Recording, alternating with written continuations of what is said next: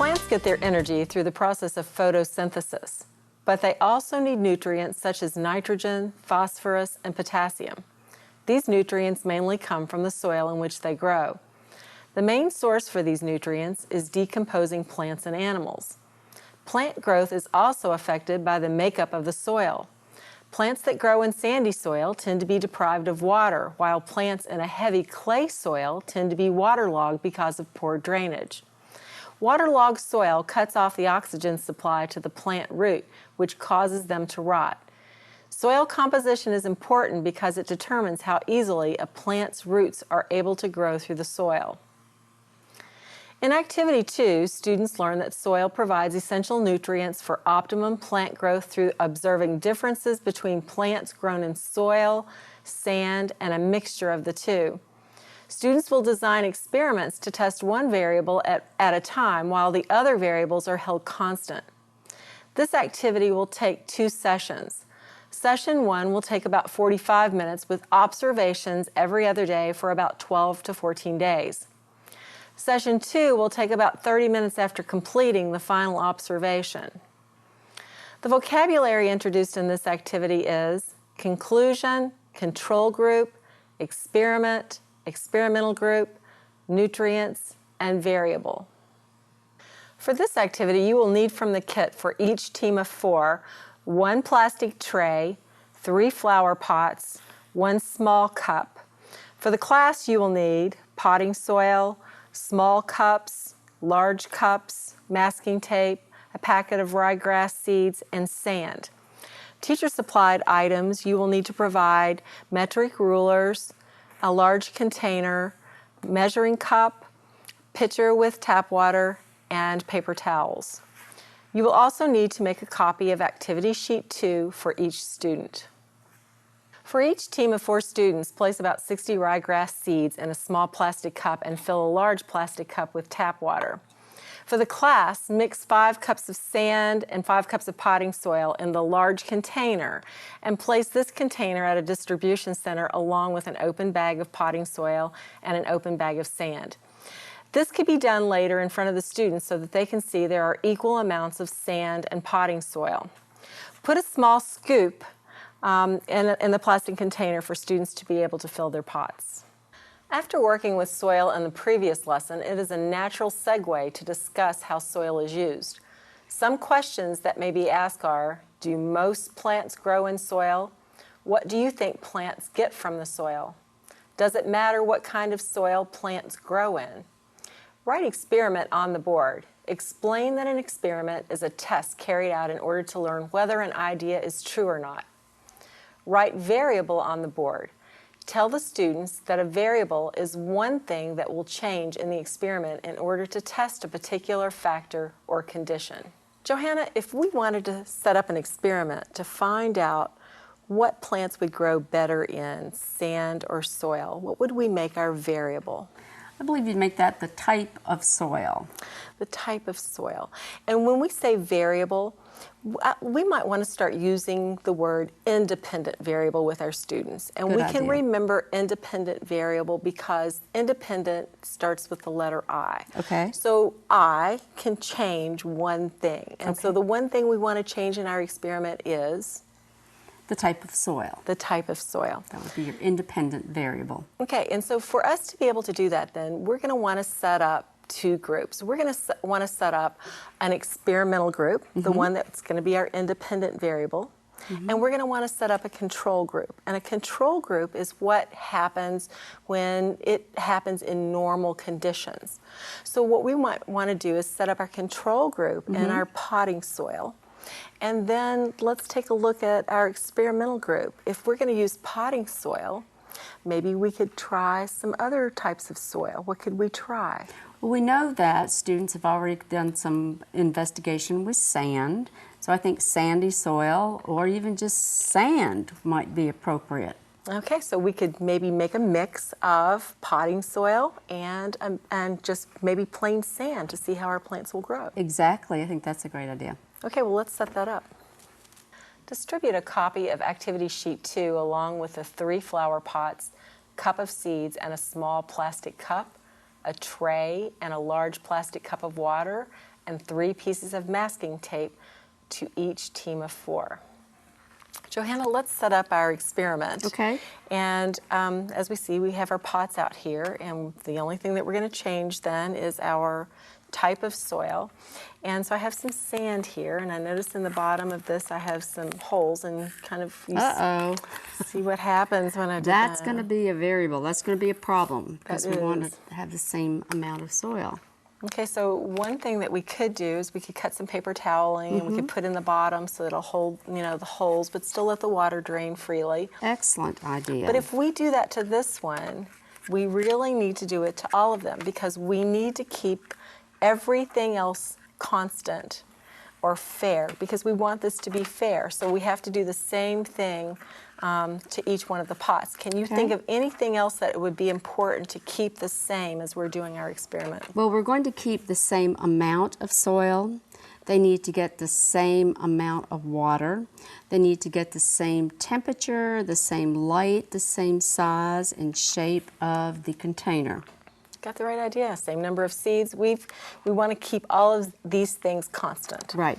Okay, so that's very important because we want it to be fair. So how are we going to know then how much soil to put in here so that we have all 3 the same? We could measure with something like this, or we can also see that inside of each of these little pots there is a line. That might be more visual and more accurate for the students. So we'll put the same amount of the planting material in each of those up to the line inside the little pot. Okay, well, if you'll fill up those, I'll fill up the sand with this up to the line.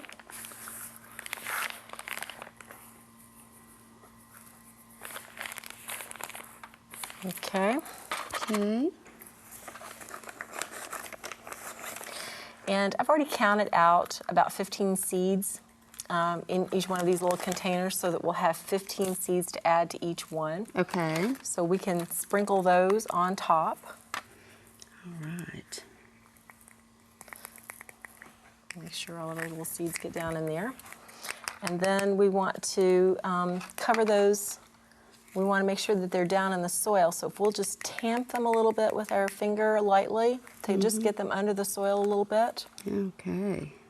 Okay, what else do we need to do to get them to grow? But we're going to have some water. Okay, and remember again, we said that we need to keep that constant also. So how are we going to know how much water to add? I think that we need to use the same amount of water. We can use these little measuring cups here. Okay, and what would you suggest? When we were doing our terrariums, we said we want them damp, but we don't want them, too wet. So what if we started off with 5 milliliters of water, and that's marked on the side of our cup? Okay. Okay, so if you'll fill yours up with 5 milliliters. Okay, and then just pour that on. Okay, we'll do the other one that way, and then we'll decide where we're going to put these so that they're going to be in the same amount of light and temperature.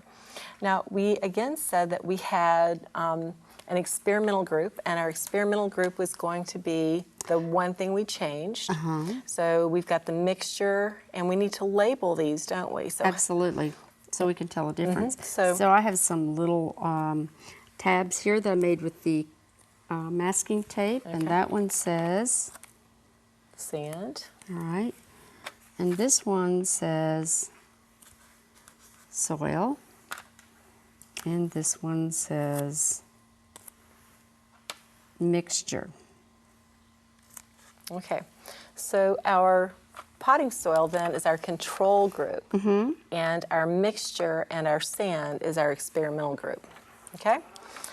All right, so how are we going to know when we come back later to look at these, how are we going to know which one did best? Okay, well, there are a couple of things we can do. First of all, we could measure, and that would be for the dependent variable. So we might measure from the top of the soil to the tallest blade of grass. The other thing is the number of seeds. If we put the same number of seeds in each cup, the number of seeds that germinate would be another dependent variable that we would measure. And the third dependent variable would be the color or the condition of the blades of grass as they're growing. They might be spindly and unhealthy looking, so I think that would be something that would be more of a qualifiable measurement just by looking at and describing. Which one do you think will do best? I really think probably the potting soil would probably, I'd predict that because I know that potting soil should have all the nutrients in it and it should provide what the plant needs as far as, you know, helping the roots to grow and develop and so on and so forth. So I would guess the potting soil. Okay, I'm going to go with the mixture. All right, We'll and see why what is happens. that? Well, it has a, you know, maybe the sand kind of gives it drainage that it might drain better and the roots might be able to grow stronger. So We'll let's just see.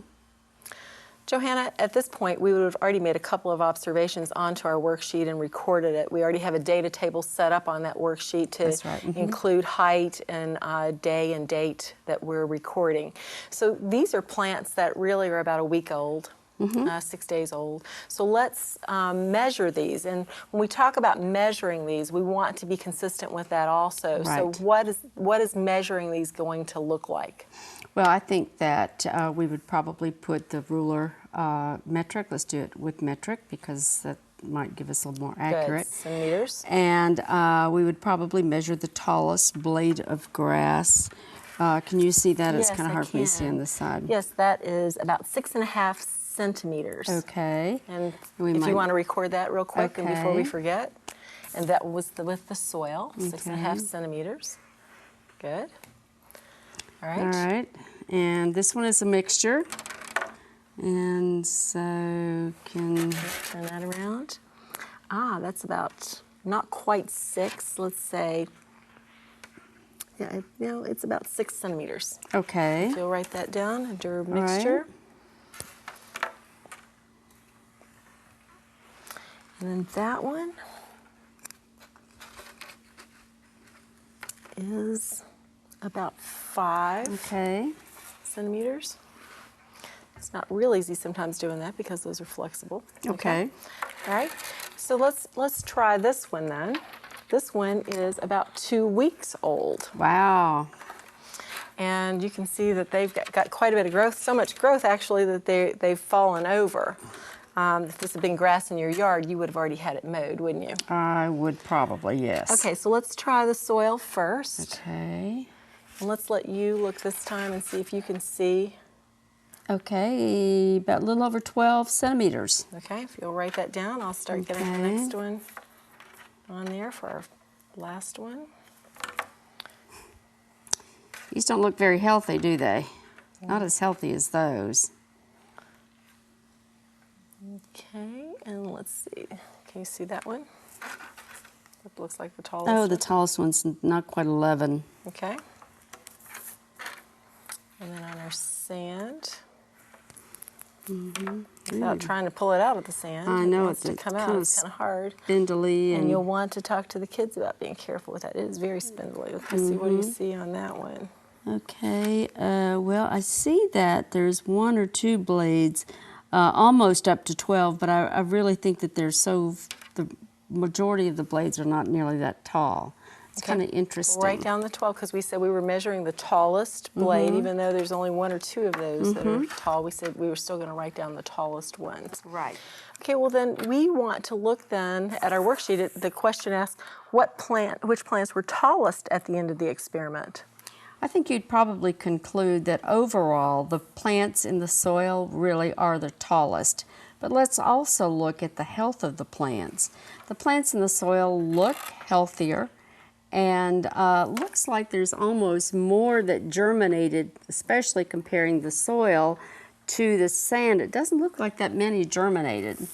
So when we draw conclusions then about which one would be the best soil to grow our plants in, we see that we basically have some soil height about the same in the soil and the sand, but we have healthier looking plants in our soil, thicker blades and the color, and even actually the number of plants that look like they germinated. Right, right. So then we would say that soil would be the best, and the least preferred would be the sand.